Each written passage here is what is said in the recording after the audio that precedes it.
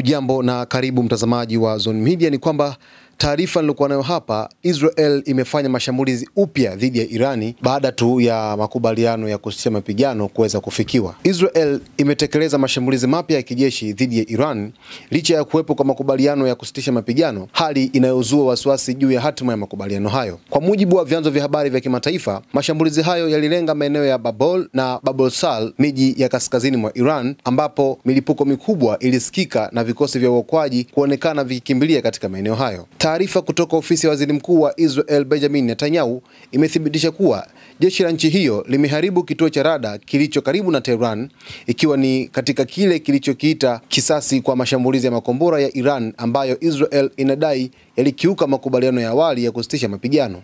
Hata hivyo, katika hatua ya kushangaza, Netanyahu aliamua kusitisha mashambulizi zaidi baada ya mazungumzo ya simu na rais wa Marekani Donald Trump. Taarifa ya ofisi yake ilisoma, katika mazungumzo hayo, Rais Trump alieleza shukrani zake kwa Israel kwa kufanikisha malengo yote ya kijeshi na kuonyesha imani yake juu ya uthabiti wa makubaliano na kusitisha mapigano. Wakati hayo yakijiri, wachambuzi wa kisiasa wanasema hatua ya Israel kufanya mashambulizi saa chache tu baada ya kutangazwa kwa usitishaji mapigano inazidisha shaka juu ya dhamira ya utawala wa Kizayuni kuheshimu mikataba ya kimataifa. Vyanzo vya habari vya Irani pia vimekosoa vikali Israel kwa kuvunja makubaliano hayo, vikisema kuwa hatua hiyo ni uthibitisho wa tabia ya utawala wa Kizayuni kwa kutoheshimu sheria na mikataba ya kimataifa, hasa ya kusitisha mapigano. Wakati dunia ikisubiri kuona kama utulivu utarejea, hali ya tahadhari inaendelea kutawala maeneo mbalimbali ya Iran, huku wito wa subira na mazungumzo ukitolewa na baadhi ya viongozi wa kimataifa. Mtazamaji, salia nasi kila siku ili uweze kufahamu kwa undani